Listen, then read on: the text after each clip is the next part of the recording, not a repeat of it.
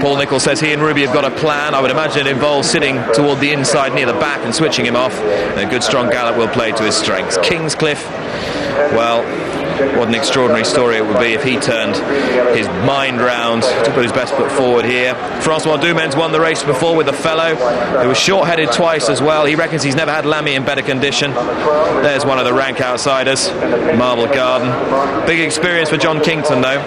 And Munker Hostin, another one of the forgotten horses. He won the Order of Merit last season, only been seen twice this. He comes here a fresher horse than last year when he ran a creditable sixth.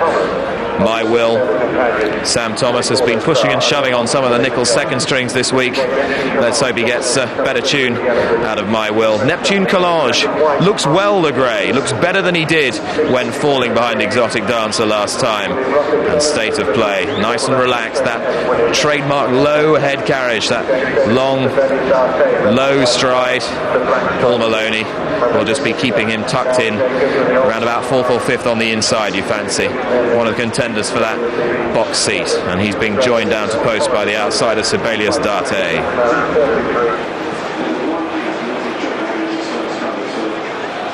Kauto Star 5-4, rock solid at that. 5-1 about Exotic Dancer. He did touch sixes on the exchange. He's just a shade bigger than fives now. State of Play 15-2. He looked to move really well to post. I think this faster ground will suit him. 14's the listener. B4 Salmon 16s. Lamy a 16-1 shot. On the exchanges 24-1 Lamy at the moment. 16's My Will. Canebrake 22s. 25s Forget the Past. 25s Halson Genelade. Same price for Munker Hostin. 40s and bigger the rest. Punters buoyed by the success of two fancied horses here at Cheltenham on Gold Cup Day. Catch It landing the Triumph Hurdle. Wichita Lineman landing some hefty bets in the next, and they're lumping on now. Kauto Star is 5-4. Stuart has come to join us. You've been soaking up the atmosphere in the paddock, Stuart. This horse taking the preliminaries really well. He has taken the preliminaries very well.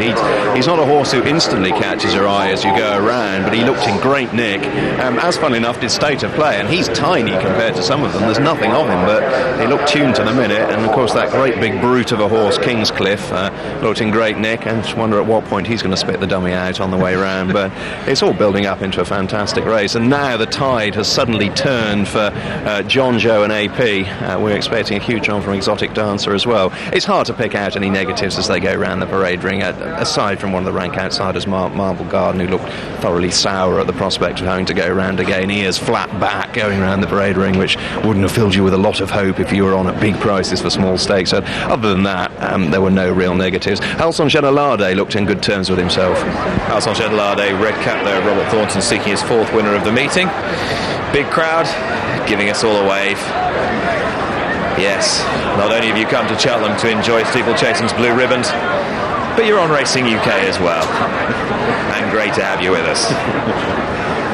What a fine sight. No finer one in the land than a packed to the rafters grandstand on Gold Cup Day at Cheltenham, and this day just grows and grows in stature with each year. Runners circling now. There won't be many words exchanged down at the start. Concentration from these riders. And you can see Turpin Green, first time headgear on the right of picture. He's been tipped up as a likely outsider by some. Exotic Dancer in the check colours of Sir Robert Ogden. There's the hero of the week, Robert Thornton, middle of shot there. My Will, Sam Thomas. Canebrake, the far side in the cheek pieces.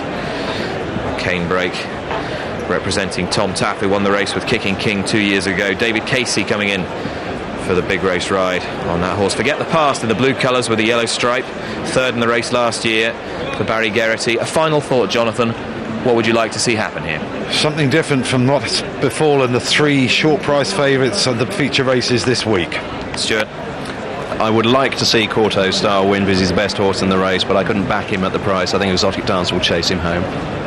Goggles are coming down now. They're being asked to come forward for the 2007 Tote Sport Cheltenham Gold Cup.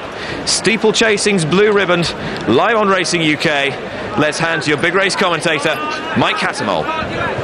Nick, thank you very much, and it is a great honour, obviously, to be up here in the box at any Cheltenham meeting, in particular for the festival. And the runners are walking out onto the track now. It won't be too long before all those questions will be answered. And they're racing. after a first timer for the Tote Sport Cheltenham Gold Cup of 2007. 3¼ miles, 22 daunting fences in front of them. Idle Talk with the sheepskin noseband showing up on the inside. Kingscliff is up there with the early pace, so too is My Will. Kauto Star took it on the inside alongside Munker Hostin at the back, tracked there by Exotic Dancer, and last of all is Sibelius D'Arte as they go towards the second fence. Before Salmon has come through now to take over as they all clear the second fence comfortably. From Idle Talk on the inside, Kingscliff racing in third. Neptune Collonge on the inside, the grey is fourth. The other grey, the Listener, on his outside. My Will in the red cap follows. And then Bobbin on the outside of Lamy and Forget the Past. State of Play hugging the inside rail there on the inside of Forget the Past. House on Genelade in the middle of the field follows next with Munker Hostin on his inside. Turpin Green racing wider, tracking Bobbin out there. Then comes Cane Breakers, usually held up. Marble Garden, Sibelius D'Arte, and last of all now is Exotic Dancer as they go over that next fence. Exotic Dancer got in a bit tight there as well, but he got over to the other side, which is the important thing as they head down towards the water jump, fence number 4. And Idle Talk together with Kingscliff, who didn't get too high at that. On the wide outside is My Will. Pace seems a steady one. Before Salmon is with these leaders as well. Yellow colours with the green cap. He took that in about joint second. He's unseated Idle Talk. Before Salmon crashed into Idle Talk and unseated his rider. They're unlucky, Jason Maguire, out of the race. The first casualty of the Gold Cup as they go to the last fence over on the far side.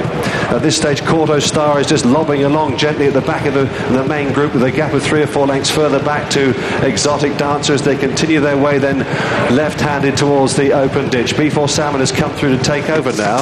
It was out-jumped there though by Kingscliff, put in a storming leap on the outside there, and also going pretty strongly is Bobbin.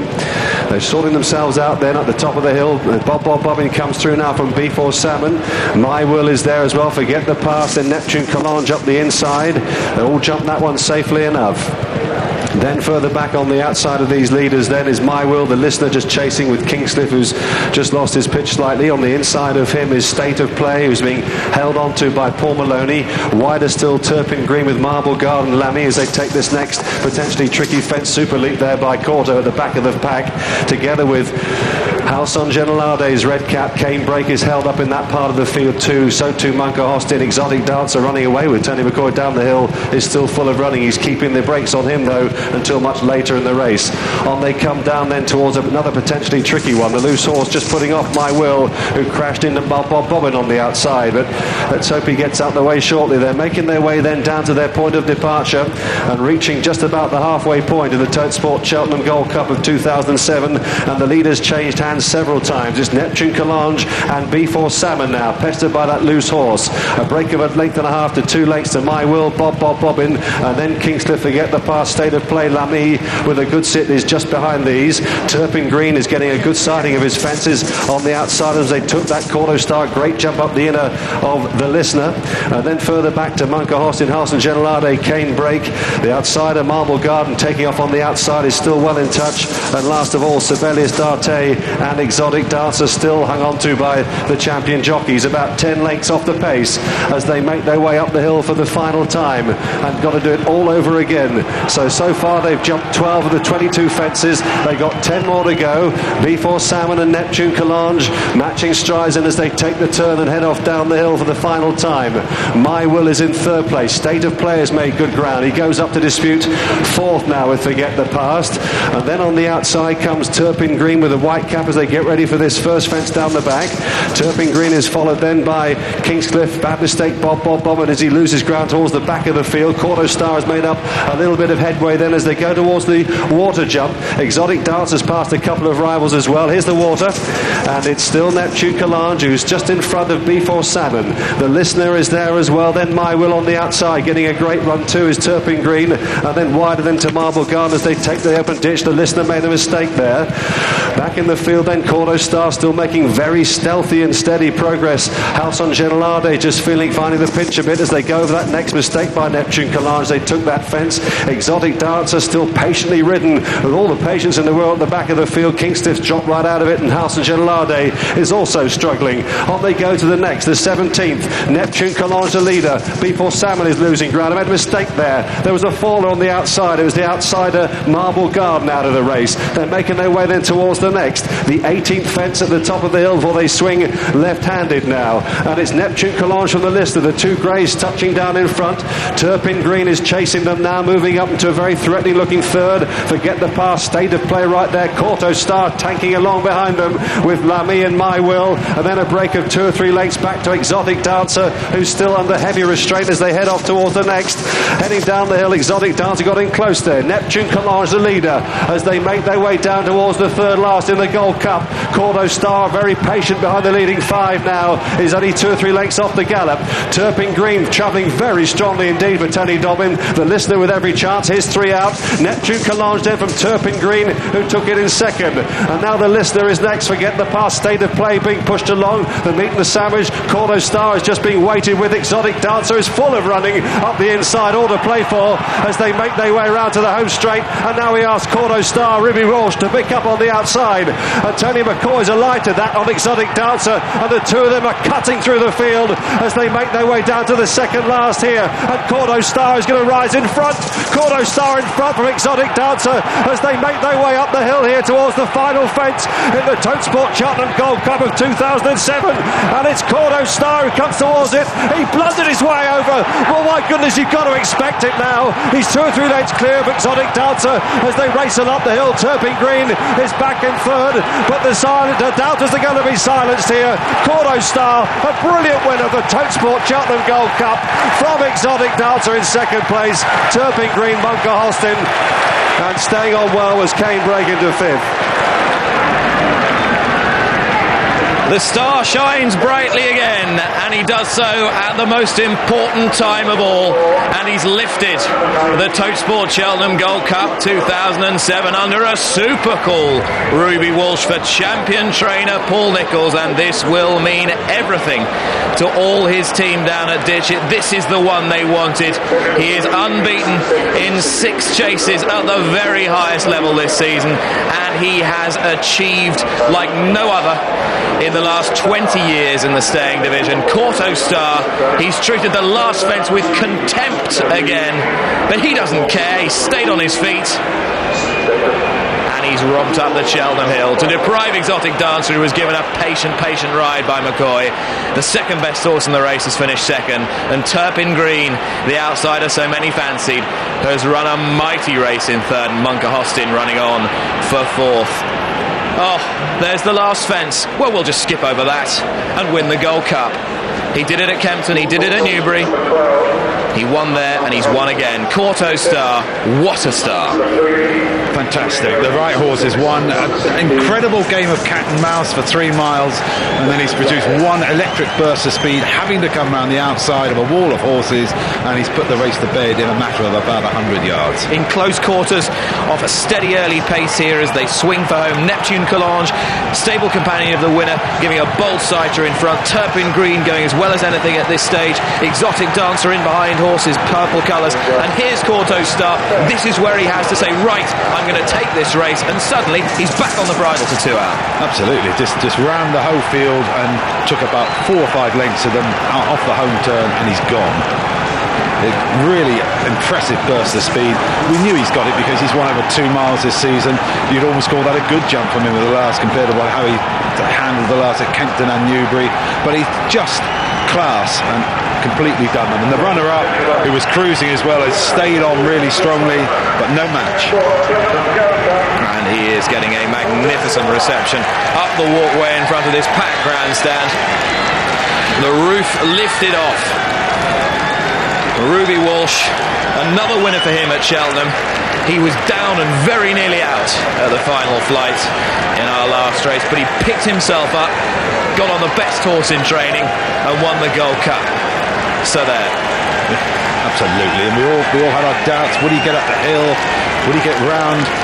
Just one electric turn of foot. He was still only about 6th or 7th after 3 out. I'm sure the plan wasn't to sweep round the field, but hopefully off a true pace come up the inner and hug the inside so that he didn't lug left.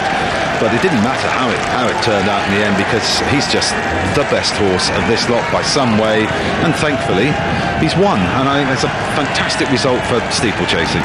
And he is jump racing's new millionaire, because he's won £1 million from Betfair for winning the Betfair Chase, the King George and this Gold Cup. That has been won, the bonus. He scooped $250,000 for the Order of Merit and a further £200,000 first prize here. This is one bumper payday for a horse who costs a lot of money but has repaid it in spades. Absolutely. And what a fantastic season. Two miles up to 3 1/4, unbeaten, absolutely slaughtered the rivals on virtually every start. Trademark blunder at the last fence, but landed running, and he is lugging slightly to the left, but he's got the first of all the rope to help him, then the proper running rail, and he's just sealed it out in really good style. Outside stand at the time, but no one's going to care about that too much. Kauto Star, a brilliant winner of the 2007 Cheltenham Gold Cup. His trainer Paul Nicholls is with Stuart. Paul, many congratulations. He's justified all the hype and he's justified all the confidence you had in him. And we could not be confident in a horse who's done what he's done. I mean, I knew how straight he was at Newbury, and I just need, and you know, he's improved him. We've got him really straight and relaxed today. Great team effort. Today was the day we wanted him at his best, not in Newbury back along. And yeah, he makes mistakes, but he never looks like falling. He's just exceptional for what he's done this year. A Tingle Creek, a King George, a Gold Cup, you name it, he can do it. He's travelled today, he jumped. Very, very good horse. Yeah, congratulations, Paul. Go and greet him. Well, it's been some time since the Totesport Cheltenham Gold Cup produced a result which saw the best two horses in the race finish first and second, and I've little doubt that that's exactly what's happened here. Exotic Dancer's getting a lovely round of applause as he comes into the second place enclosure, and quite right too. He's run a terrific race, and Turpin Green, Trevor Hemmings and Nicky Richards, well done to them, enterprising with blinkers. He fills third spot. Munker Austin, the brave Munker Austin, back at Cheltenham for the umpteenth year, is in fourth place. But this is the horse it's all about. They're lining the walkway, they're ready to lift the roof again for Ruby Walsh, so popular, and a horse who's been such a magnificent achiever. He's all about quality. This race is steeplechasing's blue ribbons. It needs to go to the best horse for this game to produce what it does year after year. Here we go, Kauto Star, the Gold Cup hero.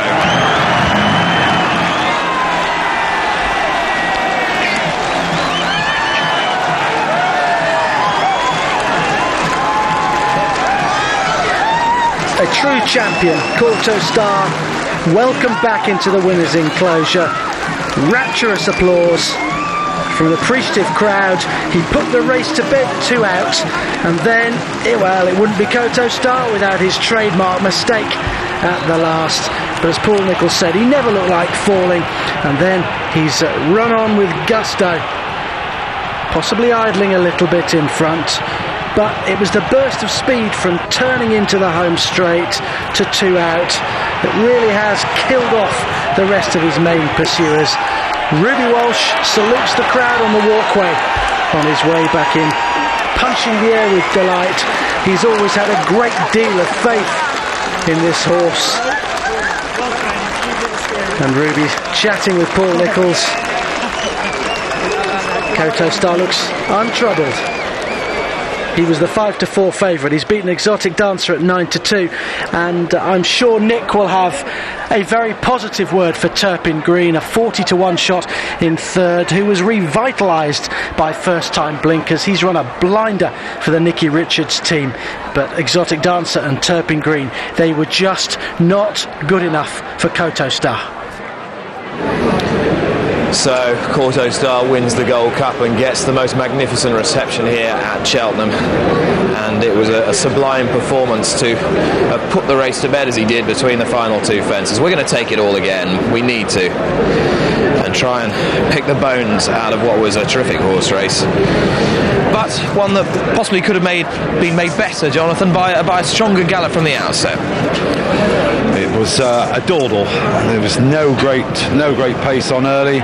We've got Beef or Salmon, Kingscliff, Idle Talk until he departed quite early, but they haven't gone any sort of pace.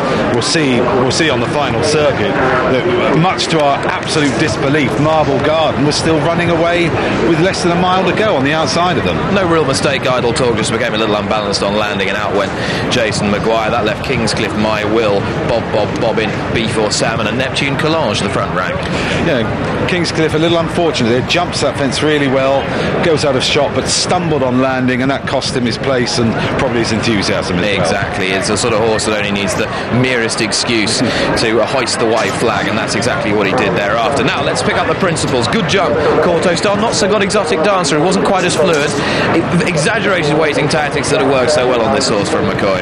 I think he would have preferred a faster pace as well. I think he's just running away and he's just getting into the bottom of some of the fences and not putting in a sort of champion's round of jumping. Neptune Collage, however, was up front, and he was the one that really took them into the meat of the race. Yep, he did. He was the pace setter on the final circuit. And he's got all the big guns still waiting to play their cards. We wonder whether they ever would, but lots of the lively outsiders. The listener a bit awkward over that, but he's making his play. My Will is bang there, and Turpin Green running a stormer. Always travelling well as well, with loads of enthusiasm, something that hasn't characterised his career thus far. Bit of a mistake, Neptune Collage there, and we lose Marble Garden, the outsider, who was running an enormous race, and the card's beginning to be played. AP McCoy has got the target on Walsh's back as they take the fence at the top of the hill. Yeah, and Beef or Salmon, unfortunately, it's a fifth failure. He's gone. But the main protagonist, the listener, was put in the race at exactly the right time, but found wanting for pace in the closing stages. Munker Hostin has only got two behind him, runs on really stoutly for fourth. They'll be thrilled with that. They will, and this is where they've come round the home bend, and great shock. 5-4 favourite wins Gold Cup. Punters have ladled into the short price favourites for all the championship races this week. They've come woefully unstuck, and this one's pulled them out the fire. It's Ruby Walsh, big race jockey par excellence. He is so cool-headed. He thinks his way through every step of a race. Yeah, well, they had the plan, and in the end, he had to go to plan B because clearly he wanted to go up the inside around the home turn. There was nowhere to go. He switched around. Fantastic burst of pace on the horse. He's a quickener. The others are stayers. He was a lightly raced horse up until this season. Kauto Star had been plagued by little injury niggles. Of course, broke that little bone after the departure at Exeter in his first season. And then he came back. Good performance in the Tingle Creek last year. He was sidelined, came here, a strong fancy for the champion chase, which surely he'd have won had he stood up, but he didn't. And then this season's just been sublime, and they all know it as well. They've always had the faith in this horse. Paul Nichols, assistant Dan Skelton. Anthony Bromley, the horse who he bought for a lot of money for Clive Smith a couple of seasons ago. Clive went to Doncaster Sales to buy Garchon Petra. Didn't get him. I bet he's glad he didn't. Ruby Walsh is with Stuart. Ruby, congratulations. That was a fantastic performance. Yeah, he's a wonderful horse. I mean, he was always the best horse. It was if he stayed, it was going to be the thing. And once I got him switched off down the end, I got a great policy on him. I always thought I'd follow Paul Maloney and stay at play because I followed him in the Hennessy and he gave him a great ride and they got a great lead off, and so I thought I'd do the same again, and it worked out. And when I quickened off the bend and he pinged the second last, it was would he get home or not, and he did. Yeah. Just that little blip at the last, he likes to keep you on his toes. I didn't even notice. It was a fantastic ride. And how much pressure was there on you going into the race? You've got all the hype, all the build-up, etc., etc. That's part of everything. It's part of racing. It's part of everything. I mean, everyone has their opinion on Kauto Star, for or against, and that's what makes racing go round, and that's what's great about racing. Half people right, half people wrong, but that's what it is. That's what is racing. And I guess the more people say, "Oh, will he stand up or will he stay?" Those are on pressure. And when he's fight the 4 favourite, chasing £1 million bonus, of course there's pressure. But that's the job we're in. I mean, it's our job, mine and Paul's. It's fun for Clive Smith, but it's just great to be part of it. Well, he's a great horse. You gave him a great ride today. Congratulations. She's a really good horse. Ruby Walsh adds a Cheltenham Gold Cup to his illustrious honour roll, and it's very important for a jockey. He won a Grand National very early on in his career with Papillon, another one on a Hedge Hunter, but it's the big 3 races they want to get in the bag, and he's found just such a classy accomplice here. They see him just ooze oozing class as he pops himself into the race as if he's just joined in. Well, and he had, effectively, because he wouldn't have taken very much out of himself early on. There's the switch. Nowhere up the inside to go. McCoy's having to wait. He's going to stick to the inside, but he's just held up for a few strides before getting his line through the weakening Listener and just behind State of Play. And he's got his chance. He's only a length behind the winner, but quickly put in his place. And now the guessing games are going to start, aren't they? Ruby Walsh next year will face a tough choice. If this horse and Denman get to the Gold Cup, they both arrive here in one piece. It'll be fascinating to see which way he swings. It's very difficult to get off a Gold Cup winner, one that's given it to you already and one that's done absolutely nothing wrong this season. Yeah, you can't imagine he's want to get off it. And interesting what they do with him next year. They've campaigned him fantastically ambitiously this season, and he's answered every question asked of him. Will they do the same next year, or will they be a little more conservative? Clive Smith is the owner of Kauto Star, and he's receiving his trophy for the Toesport Cheltenham Gold Cup from the Princess Royal. There's Ruby receiving congratulations. And the Princess Royal there, giving Clive Smith and his wife that famous gold trophy. And of course Princess Anne, who was a keen and very impressive horsewoman in her time, rode in races, won races indeed, back in the 1980s, and I'm sure she will have appreciated the quality of this performance as much as everybody else. Clive Smith, who tasted festival success first in 1998 with Royal Eau Claire, who's still going strong and ran in the Sporting Index just the other day. This will be a big thrill for him. Paul Nicholls, it's been a wonderful festival for the trainer. Taranis yesterday landed the Ryanair. Denman the Sun Alliance Chase. The big guns have fired this time round, and that'll give him enormous satisfaction. Denman and Kauto Star came here last year with huge reputations. They didn't quite deliver, but they have done this time round, and they've done so in style. Ruby Walsh, another winner at this prestigious meeting for him. Last but very much not least,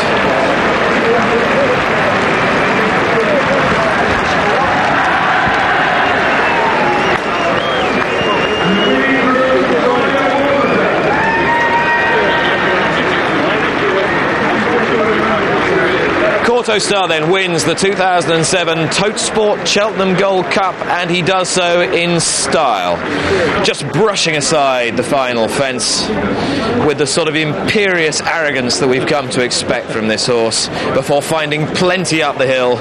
Exotic Dancer, a mighty race in second, and Turpin Green, brilliant in third. But this day was always about one horse. He was the key to the race, Kauto Star.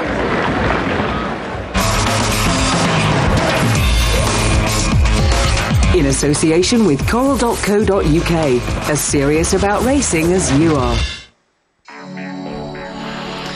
Racing UK coverage will continue apace next week. We'll be at Wincanton on Monday, 2 o'clock to 5 o'clock. The Book Race Day Hospitality Handicap Hurdle is the feature event on their card at 4 o'clock.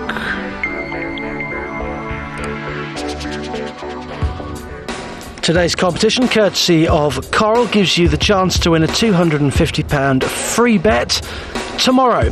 To win, just answer the following question. Who was the last British-trained horse to win the Toesport Gold Cup? Was it A, Take the Stand, B, Best Mate, or C, Kingscliff? To enter, email coral@racinguk.tv and include your answer name, address and telephone number. Please do so before 5 o'clock tonight so that we can announce the winner before 6 o'clock. More information on our website. Good luck.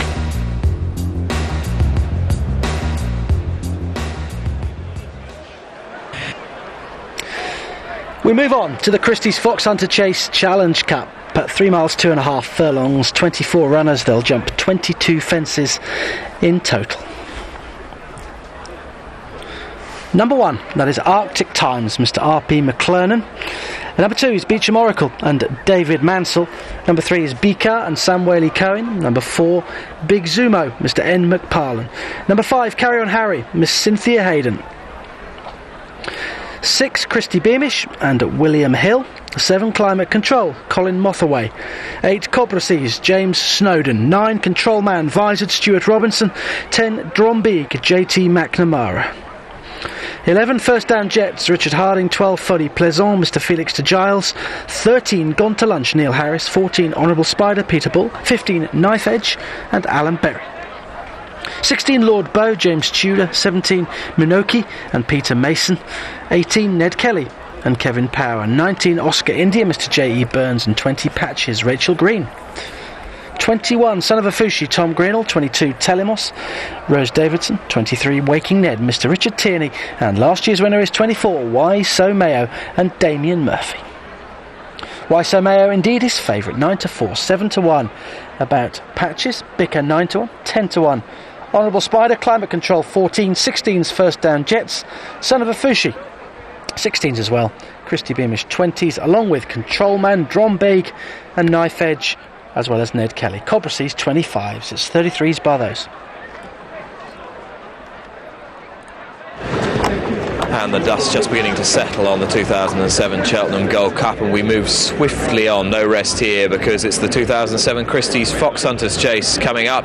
The Amateur Riders Gold Cup. It's long been regarded as the most prestigious race for amateur riders, Jonathan, and I think it retains its place. Oh, it does. And the last few years, fields have been a maximum 24. I can remember back in the 90s, there was 4 of them turned up one year, but they all turn up now. Anything and everything with a chance is here. And we worried that the race might prove a little threadbare, but it's not to be. No, it's not. I wonder where the challenge was going to come from. But anything with a realistic chance that's run this season is turning up today. And the challenge you're referring to is that to last year's winner, Why So Mayo, for Raymond Hurley's stable. The Irish have not won a race since the last race on Wednesday, and that was their only triumph then. They're still only on 4 for the week, but many people consider this horse to be the banker for them. They do, and this is him winning last year. Absolute cavalry charge. They didn't go any great pace. He took it up well before the straight, and although he's pursued by a horde of them up the run-in, he was always holding on. If you take this as being what he can do, then he should be a 7-1 shot this afternoon. The reason he's a hot favourite, or shortest price favourite, is because in 2 runs this season he's looked a much better horse. And contrary, First Down Jets, who was second and might have won last year at 100-1, but for bungling the second last, has not shown that sort of form this time round. No, but he came into the race last year, as you say, a 66-1, 100-1 shot, because he'd been in pretty desperate form. This year, it's the same sort of thing, but back to the favourite stomping ground might serve him up something. Our horse for whom the rain appeared to have come in time was at Cobra Seas, but it's all dried up, and his chance has probably dried up as well. Let's have a look at him winning what was one of the better hunter chases run in England so far this season at Haydock. He's the mount of good amateur Jamie Snowden. He's not had much luck this week so far. No, I'm not convinced the horse... I know the Connections wanted rain, but I'm not convinced the horse desperately needs the mud. He's won... His last 2 wins have come in this race at Haydock, both in sloshing conditions. This year it was... it's not easy, but it wasn't quite as gut-wrenching as the previous year, when he had a right set to one of Henry Daly's, Madge Destero, and I think it bottomed him. This year, I think although he's had a fairly hard race, I think he'll come here with a chance. And that is the best hunter chase run in Britain this season by some way. Now, we're very fortunate here on Racing UK to have some footage from the pointing field, courtesy of our new programme Racing UK Point to Point, which you can catch every Wednesday evening and throughout the evening. And I hope you enjoyed Martin Harris standing in as a presenter this week. Mark will be back next week to front the show. Control Man we saw winning at Charing on the 25th of February. So, Jonathan, it's all yours. Thanks very much. I was there that day, and this is ex-pipe horse, very able, still quite young, and now owned by the Robinsons. This is Stuart Robinson riding. His father's still going as well, even though he's of pensionable age. Control Man was a fortunate winner first time out. The horse that would have beat him gave it up to him at the last fence. But this is Charing down in Kent. They're just passing what used to be the little chef. It's no longer there. Turning in just the one fence in the home straight. He's 4-1 on this occasion. He had nothing to beat, but at least it showed he was well, and I've seen him in the paddock, and he looks professionally fit, I'd describe him. And any other interesting geographical notes you can make about Charing? The locals call it Charing. good to soft on that occasion. Ground should be ideal for Control Man, formerly a high-class pipe horse. Gone to Lunch is the next one we're going to see in action at Badbury Rings. I know Mark is particularly sweet on the chances of this, who runs in the colours of County Derry, who acquitted himself well in this race a few times. He's absolutely quite right about the County Derry connection. He's progressive. Started off the season being well back but pulled up. It was a decent second at Lark Hill in a pretty competitive race, and then made fairly short work of some reasonable opposition here. It's a long way short of Cheltenham Foxhunter form, but he is going the right way. It's a very big ask, first time in a hunter chase, 24 runners, to expect him to win. I think the ground should be just about ideal for him as well. He's quite a good moving horse who wouldn't have wanted it too soft. Here's how they bet for the Foxhunters.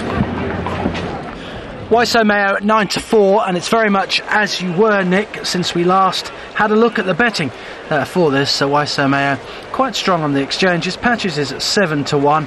It's 9-1 Bicker, Honourable Spider 10s and 14s, and bigger the rest of them there. But Waiso Mayo solid at 9-4. Two bad results for the bookmakers. Wichita Lineman winning the Brit Insurance, and then Kauto Star going in the big one, the Gold Cup, the well-backed favourite. And this was the ring a few moments ago. Bookies paying out wads of cash. And there is the hero, Kauto Star. He's about to go into the doped box, just being walked round, given a drink. Looks none the worse for his exertions. It was a great performance, wasn't it? It was a terrific triumph for Kauto Star in the Gold Cup, and we'll be reflecting on that a little bit later on in the programme as well. After all, the action is done and dusted here at Cheltenham on this fourth and final day, and runners are just about to leave the paddock ahead of the Christie's Foxhunters. Ned Kelly is a horse who was just walking past me, former AIG champion hurdle winner. And he's been winning points in Ireland this year, but he struggled to get home in them. Let's join Stuart, who is with Liam Burke. Yeah, Liam, of course, responsible for First Down Jets. He makes his third appearance in the race. Runner-up last year, Liam. What chance 12 months on? If we can do the same again, we'll be very happy. It'll be hard to beat Waiso Mayo. He looks better this year at home, anyway, but anything can happen in the race. And how's his build-up to the race gone? Perfect, same as last year. Yeah, I haven't won with him, but ground hasn't been right. But he ran well in Fairhouse last year. A bit better than he did last year coming here. So he'll be suited by the drying ground today. Yeah, love the ground. Yeah. Everybody back home watching in and hopeful. Yeah, I'd say yeah. So got a big chance. Hopefully anyway, a clear round. Oh, good luck. Thanks very much. Cheers, Ian. Thank you. And it's an Irish challenger we will pick up first in the paddock. Another compatriot, Arctic Times, number 1. Eugene O'Sullivan won the race before with Lovely Citizen. He did, but this one is a machine in point-to-points, but he's been beaten in his last 11 hunter chases and fell in this race 3 years ago. Well beaten by Waiso Mayo already this season as well. Here's Peter Moracle. 2 out of 2 for Dave Mansell. Finally hit the mark at the end of last season. Hasn't been seen since last summer. He's got the ground. I'm not sure he'll stay the trip. Beaker. Looks classy to me.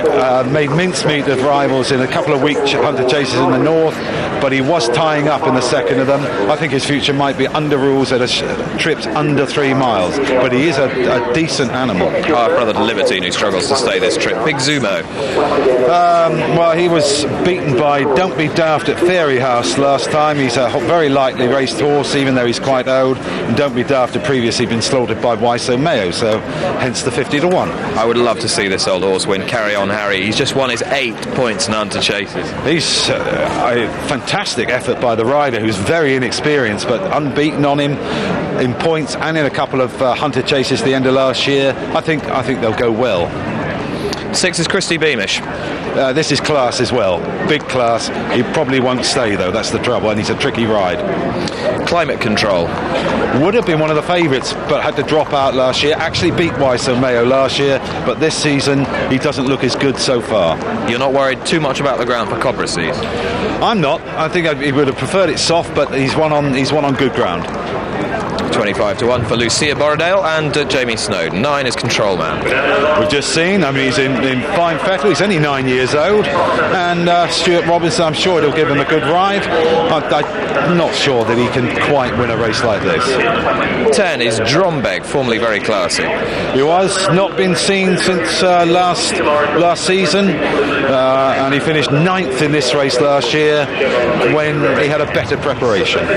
Runner-up in last year's event was First Down Jets, and hasn't been in any great form this year either.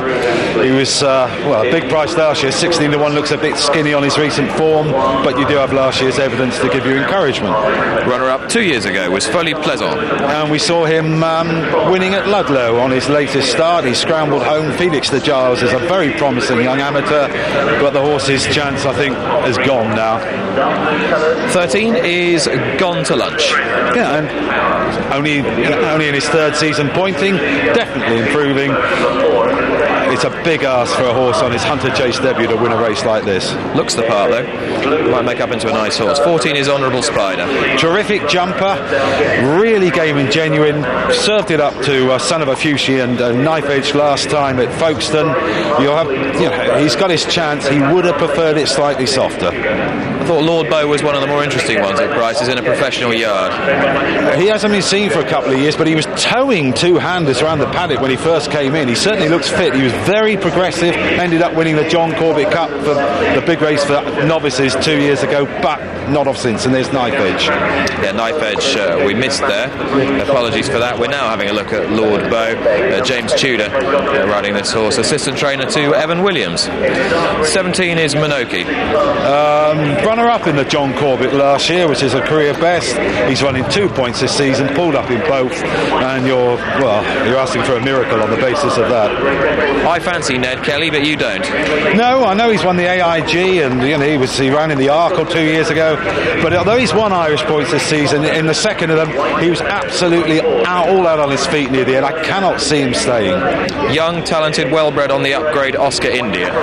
Yeah, and beaten 5 lengths by Wyso Mayo, first time up this season, and he's worse off at the weights, but that puts him in there with a shout. The worst 33 to 1 shots in this race. Richard Barber knows what it takes to win at Christie's Foxhunters. Fantas, a dual winner for him. Patches is a similarly classy type with a similar profile. Yeah, Richard Barber is the only trainer I can remember to have sent a horse that's just been running in points out to win this race. Officially, he's trained 4 winners of this race in the 90s, and Patches beat Lack Doodle over fences when with Paul Nichols, and 2 wins this season in points. Son of a Fushi. Well, everyone knows about him. He's quite able. He won well at Wincanton, where he looked quite genuine, and then he didn't want to know when beaten by Honourable Spider. Here's Old Telemos. Goes well fresh. Finished a not too far beaten 6 in this last season when not getting the best of runs. You're never too sure he quite gets this trip. And professionally trained by Nicky Richards and Rose Davidson, a good amateur. It's been a great day for John Joe O'Neill. He's with Stuart. Yeah, John Joe has joined me. John Joe, first of all, reaction to Exotic Dancer. So near yet so far, but he's run an absolute blinder. Oh, he's run a great race. We're very happy with him. Just might have looked like he might have caught him for a while going to the last, but then he just looked like he was going to lead us for another circuit, but that's the way it was. He ran well, he jumped well, he did everything right. No issues. He's a very good horse, Kauto Star, and probably pleased to be second him.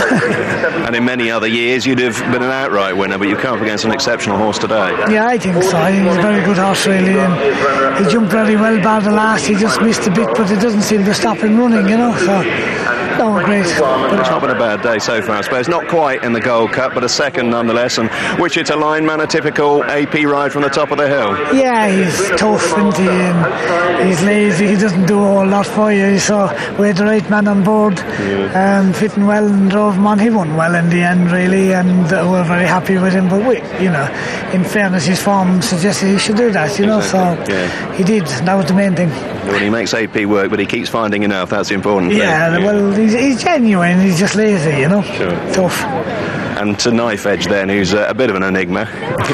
Knife Edge makes up his own mind a bit, really. But when he makes it up, he's good, He's had a great season last year, and He had a spin this time, but he needed it, and the ground is drying out now, so it'll help him a little bit as well. Yeah. Well, it's been a bit of an up and down week for you, John Joe, I know that, but it's good to see you in the winners' enclosure today, and thanks for talking to us. Pleasure, thank you. Thanks, John Joe. Well done to John Joe indeed. Yeah, it's been a good day for him. There's the favourite, Why So Mayo, a few moments ago in the parade ring, unbeaten since he won this race last year.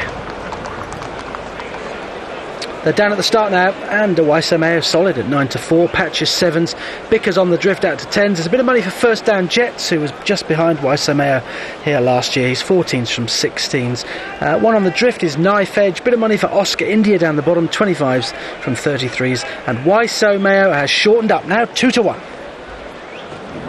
Final thoughts then, Jonathan, and a word on Knife Edge, who we missed. Yeah, right. Why So Mayo will race wide. He makes mistakes. He hangs, but he's the real article, and he'll, if he gets around in one piece, he'll win. Knife Edge looked fat at Folkestone. He still looks slightly in need of the race, but he was a winning machine last season. And won at a bigger price.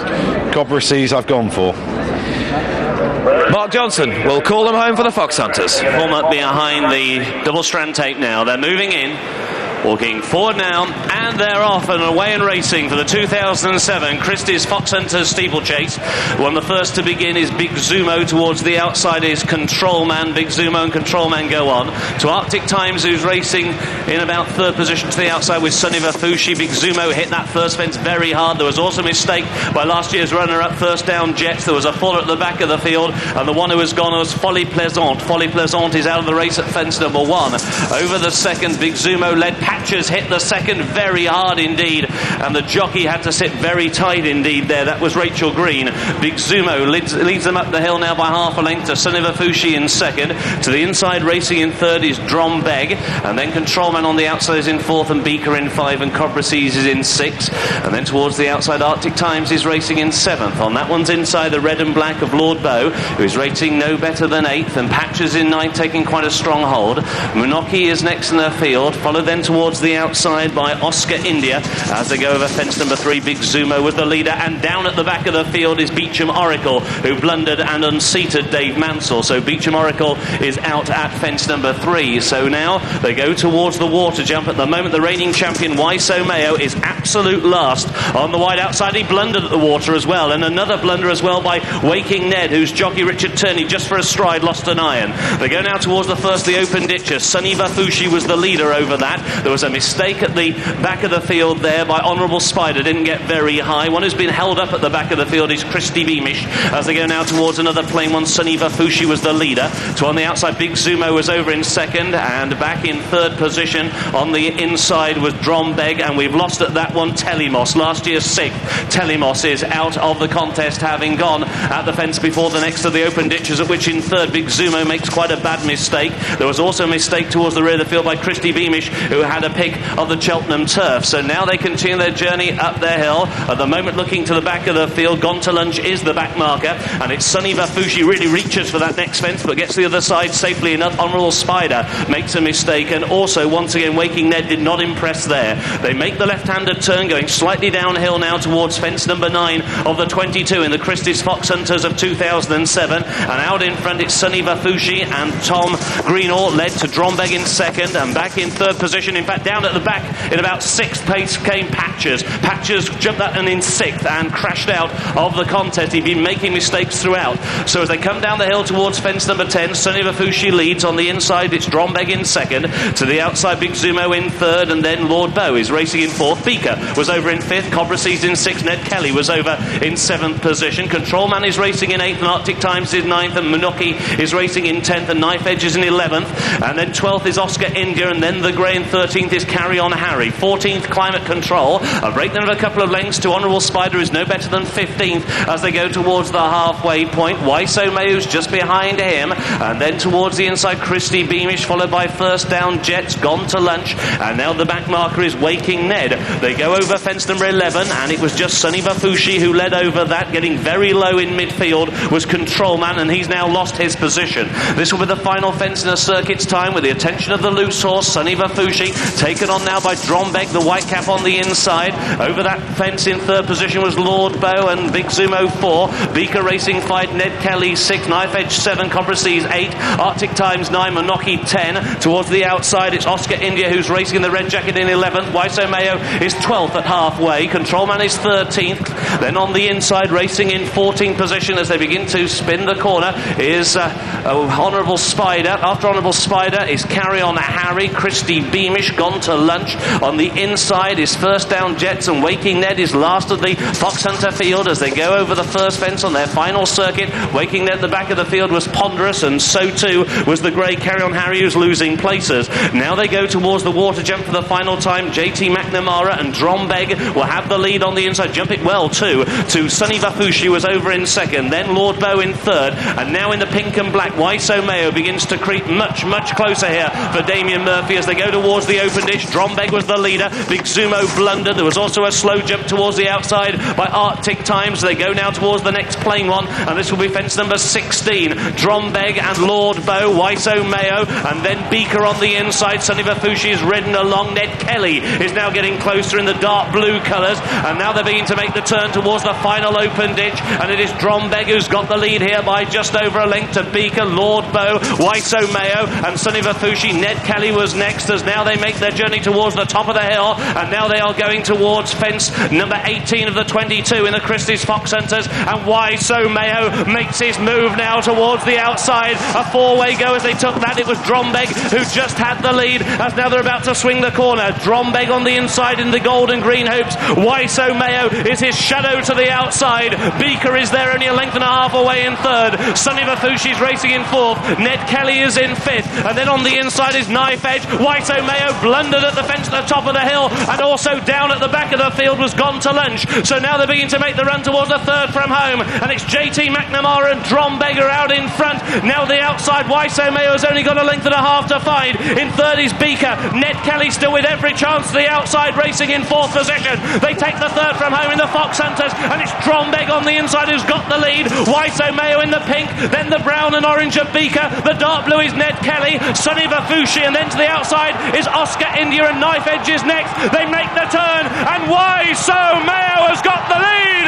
Waiso Mayo goes on by 3 parts to a length. Drombeg tries to kick back towards the inside. They have now gone 3 lengths clear of Ned Kelly, who stays on back in third. Beaker is in fourth. The second from home, Waiso Mayo by a length and a half on the inside. Drombeg is a persistent pursuer, and he's coming back for more. Ned Kelly's back in third. Beaker is in fourth. The final fence of the Foxhunters. Drombeg on the inside. Waiso Mayo lands flat-footed, and he surrenders ground to Drombeg. They've got 100 yards to go.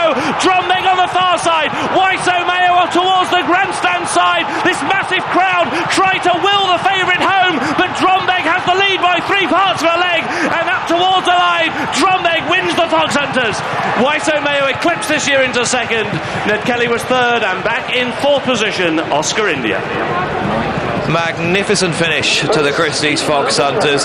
Drombeg has taken advantage of Waiso Mayo's scrappy jump at the last to win, and in spite of an ungainly head carriage has been kept well up to his work by Cheltenham maestro JT McNamara. How valuable he is to JP McManus in these races, and the pair of them have combined to provide John Joe O'Neill with yet another winner at the meeting. It's turned right round for him after Butler's Cabin yesterday. It's been Wichita Lineman, and this horse Drombeg today, and a brilliant run from Exotic Dancer in the Gold Cup to boot, and JP McManus's green and gold silks in the winner's enclosure again. A win for John Joe O'Neill and JT McNamara. Drombeg wins and beats last year's hero Waiso Mayo. Well, there's a great number of thoughts that come after that. I suppose in purest terms, having a professionally trained winner ridden by an amateur who is streets ahead of most other amateurs is not all that exciting in a sense, but he has given it the most fantastic ride. It is an iffy horse, but he's had it up there all the way, and somehow he's managed to cajole it into enough effort to win. I was afraid, Waiso Mayo, when you see him race, he hits so many fences, it never stops him, but finally today he's just hit one too many. John Joe, it's been a great day. Here he is again. John, we didn't have time to talk beforehand about John Begg, and he's come and surprised most of us. Has he surprised you? Yeah, I meant to say it to you, I just forgot. Just slipped your mind. No, he jumped great, and that was the main thing really. His jumping won it for him, and JT was very strong and powerful, and he kept galloping, surprised us all. So lovely surprise. He did. JT did get him into a nice rhythm from the outset, didn't he? Great rhythm, yeah. And he enjoyed it. You could see him going around, he was pricking his ears and that, and I thought I might have a going there today. But anyway, it was lovely to see it. Yeah. You mentioned his jumping, and it was his good jump that sealed it at the last when Wyso made a mistake. Yeah, exactly. I thought he was going to get back at the start, because we're pretty one pace, so I thought he was going to get back in the line. But anyway, the old lad hung on well, so we'll give him a good feed tonight. It's a double on the day, 3 winners at the festival now. That makes you joint leading trainer. So that's great. 3 winners at the festival is great anytime, Yeah, take them all when they come. We'll take them all, enjoy them all. Yeah. Congratulations, John Joe. Thanks very much. Thanks, John Joe. Yeah, such an expressive man, John Joe O'Neill, when things are going so well for him. That broad grin on his face is really a delight to see. And there's his 3rd winner of the meeting, as Stuart was saying, and he's right up there with Alan King. They both had splendid weeks. Alan's winners are coming more high-profile races, but everyone is sweet, Jonathan. It is, and it does owe a lot to the jockey. I mean, he's been the best amateur around either side of the RSC for some years, and he has given it the most fantastic ride, I think. You remember the 4-miler a few years ago, Rith Doob and Timbera. Rith Doob, a real hound who he managed to get up. This horse, probably not quite as willing as the runner-up on the run-in, but he got just enough out of him, and credit to the horse as well. He kept going for it. Yeah, first time out this season, and he was only 9th to Wyso Mayo last year, but there we go again. He's jumped the last fence properly. Wyso Mayo's landed on all 4s, having hit it. Now, we knew the Gold Cup was steadily run. On average, the Foxhunters should be 10 seconds slower. They're only 4 seconds slower than the Gold Cup. Wyso Mayo compromises his chance with a blunder at the last, and he compromised it early doors as well. He made quite a serious blunder, and his jockey, Damien Murphy, did pretty well to sit. He's just to the outside of Telemos, who we also lose later in the piece. He just gets in a little deep to the fence, pitches on landing, and very nearly pitched his rider out the front door. Irons all over the shop, and he did remain in the saddle. But this is a horse who will always undermine his chance with jumping areas. He will, and people have criticised the jockey. I think he rides it fine. He's just got to let the horse do it. He just runs into the fences so often. It's worse today than it has been in the past. Honourable mentions now, in behind, Beaker and Ned Kelly, both with suspect stamina, both travelled really strongly, both given brilliant rides by Sam Whaley-Cohen and Kevin Power, respectively. Both have run great races. One, a progressive horse, who if he goes back under rules will probably come back and win the Racing Post Plate or something like that next year, and the other one, a lighter former years, but great to see him. Yeah, he travelled really well, Ned Kelly. He was entitled to do. He certainly lasted a lot longer than I thought he would. Beaker's eventually folded. 2.5, 2.6 under rules could be for him. Son of a Fusi's given up and then stayed on again. A lot of casualties, although in the end probably 2/3 of the field have managed to get round. And from the point field in Britain, no great shakes there. No, I thought gone to lunch, shake with some promise, but he was certainly well beaten when he came down. It was a terrific ask for him, but yeah, the pointers have been put in their place well and truly. They have, and we worried that this wouldn't be a vintage hunter chase. I think that worry has proved unfounded. Last year's winner has been beaten by a very good horse. We also wondered where the British Challenge was going to come from. In the end, it came from rather out of the back of the hand from a professional yard, and he hasn't run this season, trained specifically for this. I know, he had to qualify last year, which always is a bit of a rush, but he came here on the back of 2 wins last season and could only finish 9th. They've obviously got him absolutely prepared, spot on. It really is a left field one, that. I don't think too many people would have given his chance a great deal of thought beforehand.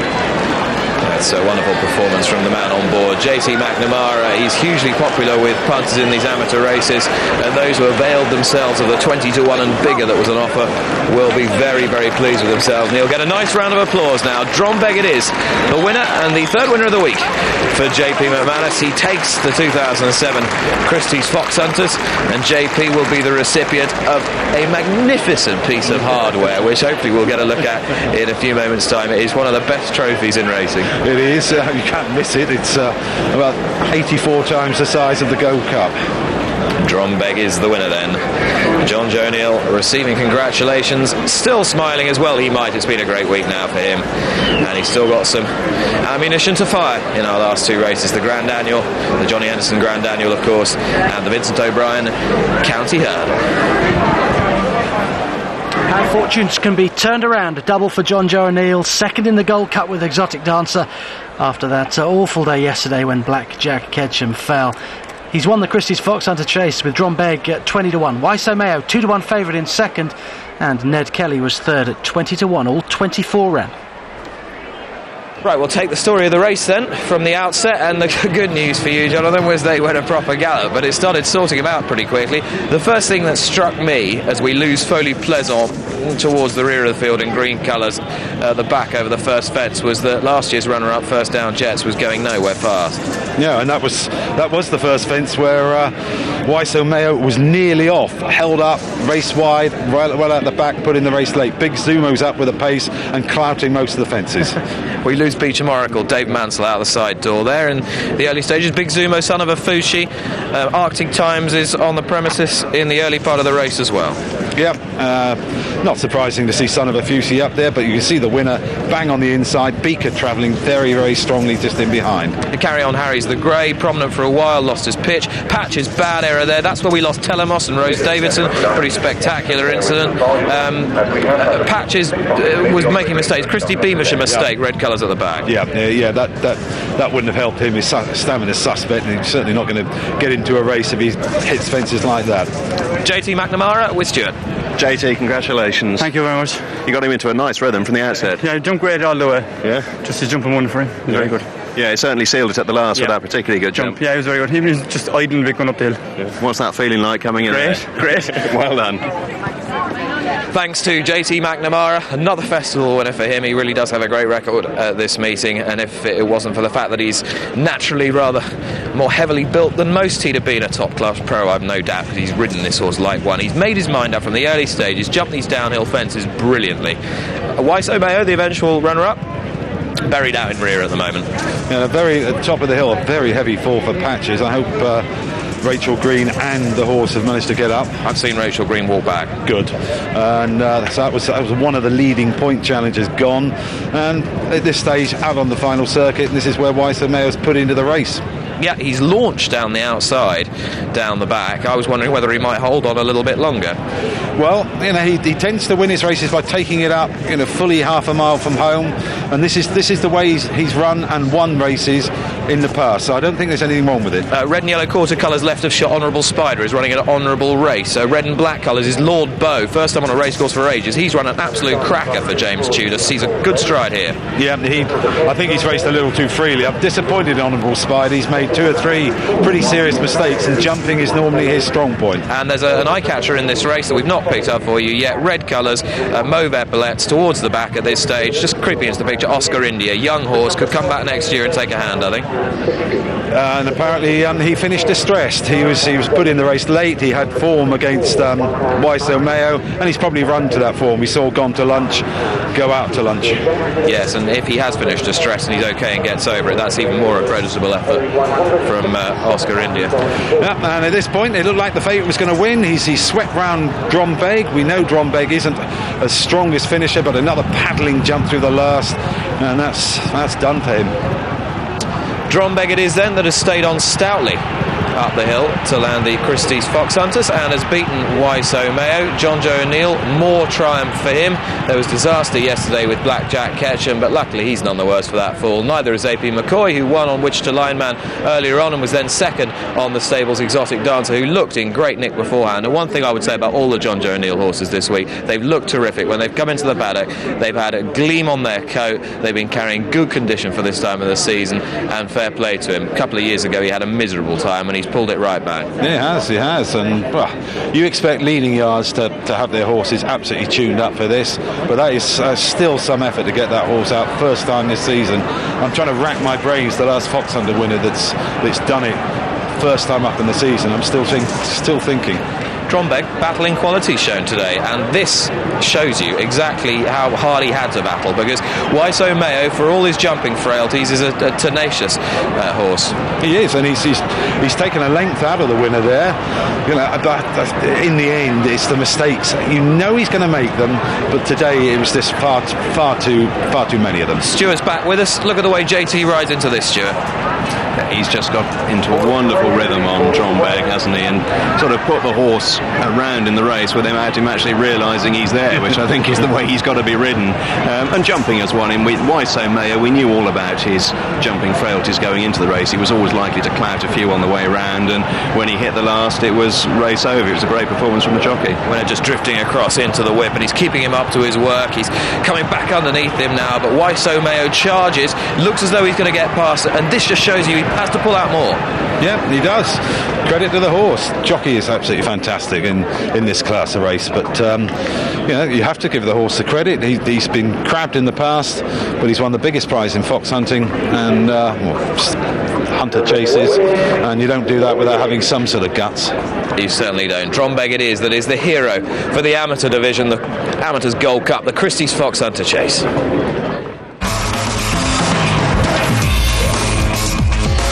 In association with coral.co.uk, as serious about racing as you are.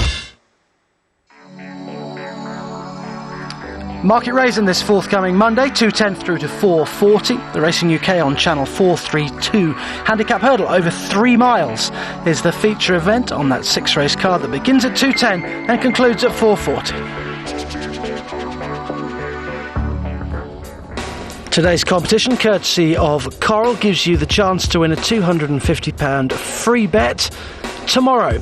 To win, just answer the following question. Who was the last British trained horse to win the Tote Sport Gold Cup? Was it A, Take the Stand, B, Best Mate, or C, Kingscliff? To enter, email coral@racinguk.tv and include your answer name, address and telephone number. Please do so before 5 o'clock tonight so that we can announce the winner before 6 o'clock. More information on our website. Good luck.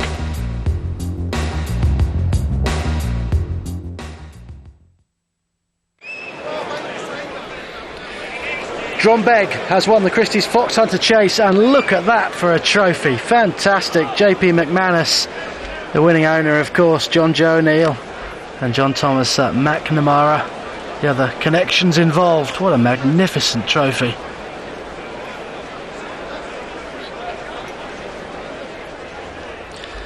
The 440 is the penultimate contest of this year's festival. It is the Johnny Henderson Grand Annual Challenge Handicap Chase. 23 runners. They'll jump 14 fences over 2 miles, and 23 Cossack Dancer is a non-runner. 1 is Sporazine. Sam Thomas rides Sporazine. 2 Demi-Bow, Paul Maloney. 3 Andreas, Robert Thornton. 4 Pablo de Charmille, Tom Scudamore. 5 Calatagan, Tom Draper claiming 3. 6 Taisu, Mick Fitzgerald. 7 Green Hope, Andrew Tinkler. 8 Ursus, Barry Geraghty. 9 Kahuna, Mr J Darcy. 10 Coat of Honour, Paddy Brennan. 11 Ground Ball, David Casey. 12 Hasty Prince, Tony McCoy. 13 Comanchero, Andrew Lynch claiming 3. 14 Jack's Crack, Tony Evans. 15 Zumzee, Blinkered, Niall Madden. 16 Sancerre, Ruby Walsh. 17 Bambi Delorme, Graham Lee. 18 Quadrigare, Blinkered, Tom O'Brien. 19 Carthalorn, DG Hogan claiming 5, and 20 Figaro du Rocher, Roddy Green. 21 is Misty Dancer, Liam Treadwell rides, he claims 3. 22 Barora, Tom Doyle. 23 the non-runner, and 24 Tannicus, Marcus Foley. Sancerre has been one of the best backed horses of the day, and they're carrying on backing him. 11-4 from 100 to 30. 6-1 Pablo de Charmille. 8-1 Hasty Prince. 9's Demi-Bow, Taisu 12s. It's 14's Ursus and Jack's Crack. 16s and Bigger the rest. Well, these last 2 handicaps, I think the most intriguing handicaps of the whole meeting, Jonathan. They're chock full of quality. They are, yes. It's going to be quite mild and peaceful, this. I've only counted 5 definite front runners in the Grand Annual. One of them is Ursus, I think. Is that one of your 5? Yeah, he's definitely one of the 5, and Calatagan is a fast and furious front runner as well. Right, let's have a look at Ursus winning at Kempton. It was well, he finished 3rd at Kempton. It was a very good run. Yeah, I don't think this was the ideal conditions for him. Very testing ground, 2.5 miles, and I think that taxed him too much. But he has been in really good form, and managed to beat the hot-beaten Nichols favourite in his previous effort. And this form has been let down slightly this week. Good Spirit and Natal not covering themselves in glory, but this horse back in third, I think he'll bounce off the ground. He'll love it today. He will, yeah. And he'd beaten Opera Mundi, who flopped here early in the week on his previous start. 2 miles on better ground will be much better for him. Clearly, though, I mean, he's got to produce this sort of form from small fields into the 319 of them running around here. That is Ursus, now trained by Steve Gollings, was a former John Joe Neal inmate, of course. Yeah, well, swings and roundabouts.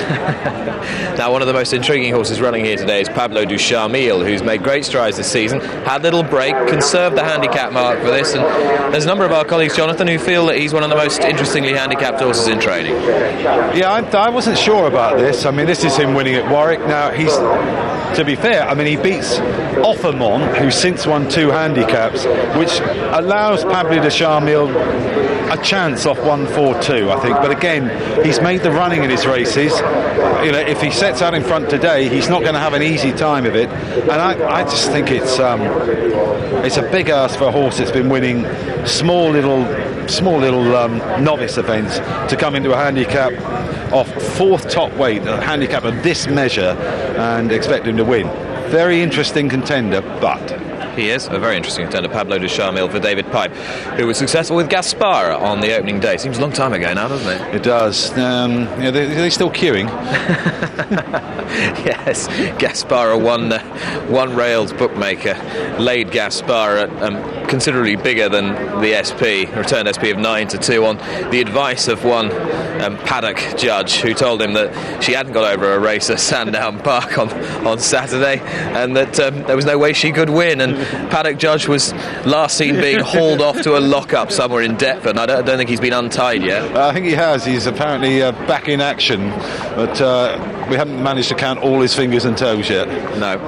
Let's move swiftly on, shall we, and talk about the favourite here, Sancerre, because it's just been a dream week for Paul Nicholls. Kauto Star's Gold Cup triumph today, Denman, and of course Taranis in the Ryanair. And this horse he's been putting up as his likeliest handicap winner all season, really. And first run for the Nicholls team after the wind-up, comfortably disposed of Bambi de Lorme and Co. at Newbury. And Sancerre is going to be a pretty formidable opponent for all of these, but one man mob-handed in this event, as he was last year when he won it, is Nicky Henderson. It's a race named in honour of his father, Harold, and he's talking to Stuart. Harold, why don't you come and do this, and I'll Nicky marshalling his troops, 3 runners in the race. Obviously, Nicky, it's an emotional moment. One of the races you would really love to win at the festival. Well, they're all important. This one's just that bit special on its own accord, just for that reason, really. Yeah. Well, 3 chances this year, including last year's winner, Green Hope. Obviously, he's off a higher mark, but conditions just coming back into his favour. The ground would be. In fairness, I just haven't had the easiest preparation with him. I'd love to have got a prep race into him, rather that we did last year and had a run over hurdles first. The ground's been so wet. He just hates it so much. I thought we'd probably do more harm than good, and we haven't had a run in consequently. So I just can't say I'm that happy the way we're coming into it. But he's in good form in himself, in fairness, yes. And Tai Su has run some honourable races over the years. In fairness, he's a bit different this year. He'd be fresher this year than he was last year.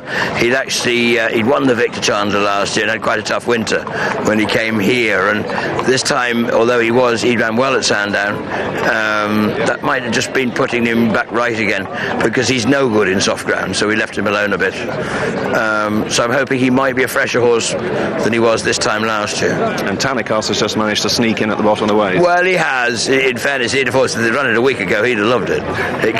When the mud's over his ears, he's very happy. But he has his days. I've got to say they're slightly difficult to predict. If this wants to be it, great. Best of the 3? Well, luckily I don't have to choose. So I think Tyso's in good form at the moment. Thanks for talking to us, Nicky. Good luck. Thank you. Well, last year, of course, Mick Fitzgerald got off Green Hope. Andrew Tinkler rode the horse. Mick chose another of the stable's representatives, and Green Hope won. And it's the same story again, Jonathan. What do you make of the Henderson trio? I thought they all had it to do. Greeno has only had the one run prior to winning this last year, but he hasn't done enough in the one run this year, I don't think, and it's some time ago. Taisu, I think, is probably just over his winning handicap mark, and the other one is at the bottom of the weights. Tony Cossum actually well out of it as well.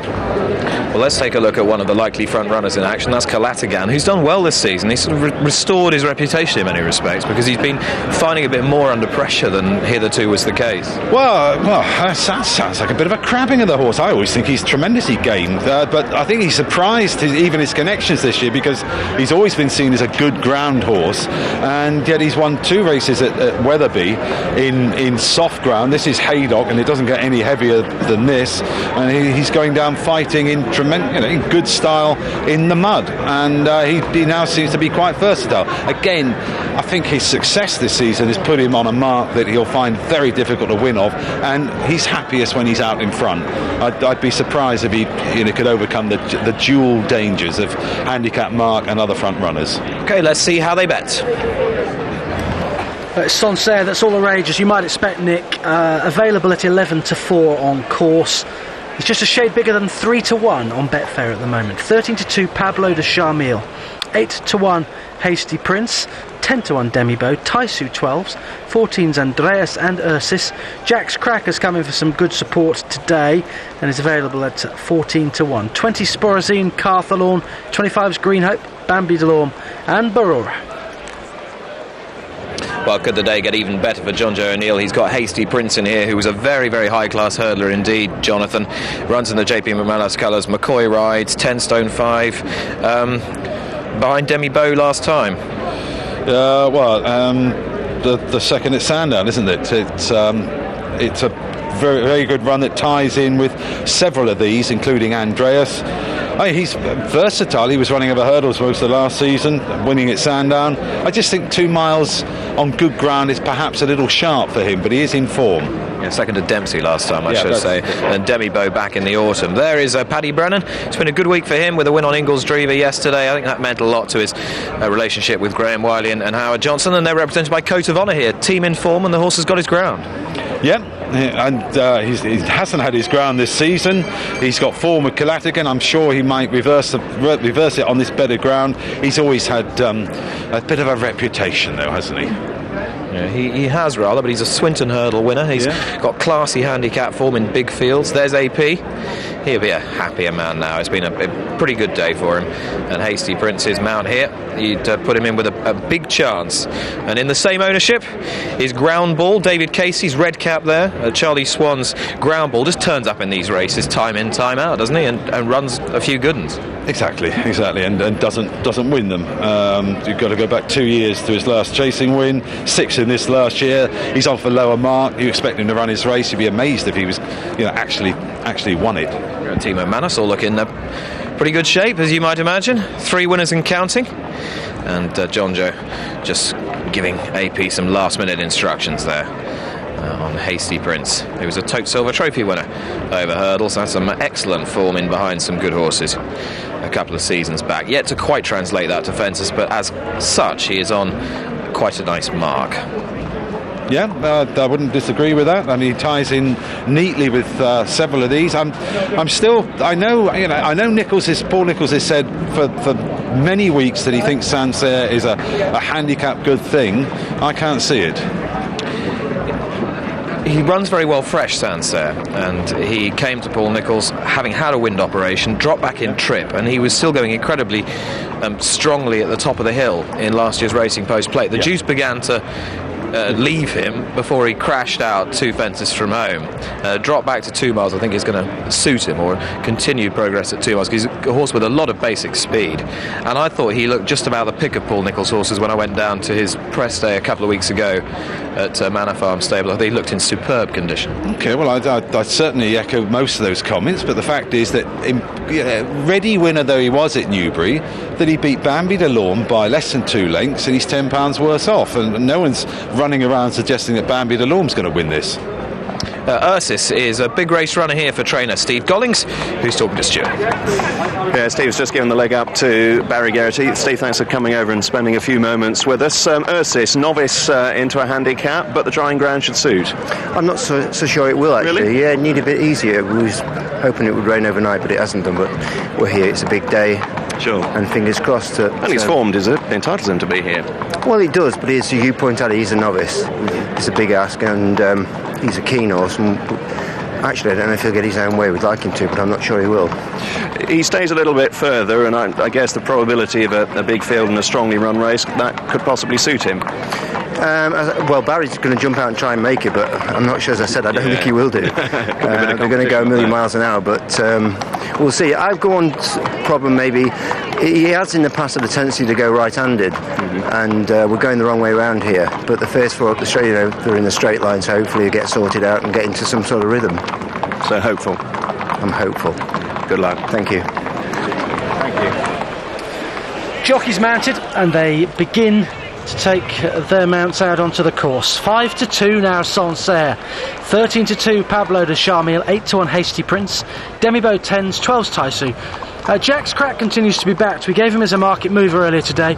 He's 12-1 on course. He's 13.5s on the exchanges. 14's about Andreas. Bit of support for this horse, who's trained by Paul Nicholls, as is the favourite Sancerre, who's turning into a real gamble, Nick.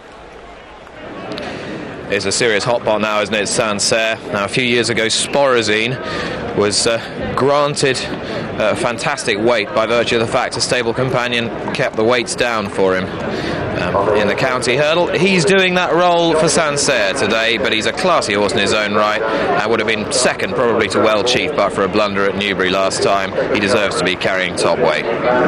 This is Demibo, progressive horse that I think has got a really decent handicap in him. The one concern I have is I think he's probably better going right-handed. We'll talk about Andreas in a moment. 4 is Pablo du Charmille, who's on a 4-timer for David Pipe and Tom Scudamore. He's got a really good attitude. He jumps very well. He only has 10 stone 10. He's a progressive 6-year-old, and he's got a big chance, 13-2. And we've seen Calatagan, number 5, in action. Game and genuine front runner. Now seems to be impervious to ground conditions. Probably will have a fight to get the lead and is well above his winning weight now. Nicky Henderson and Mick Fitzgerald both think that Taisu is their pick for this race, which he'd so dearly love to win for a second successive year. Looks well. The handicappers cut him a bit of slack, this horse, and he ran with a bit more zest last time.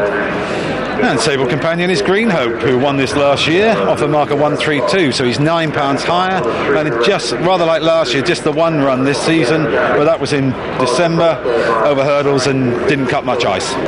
Ursus is a bonny horse who likes to make a bold bid from the front.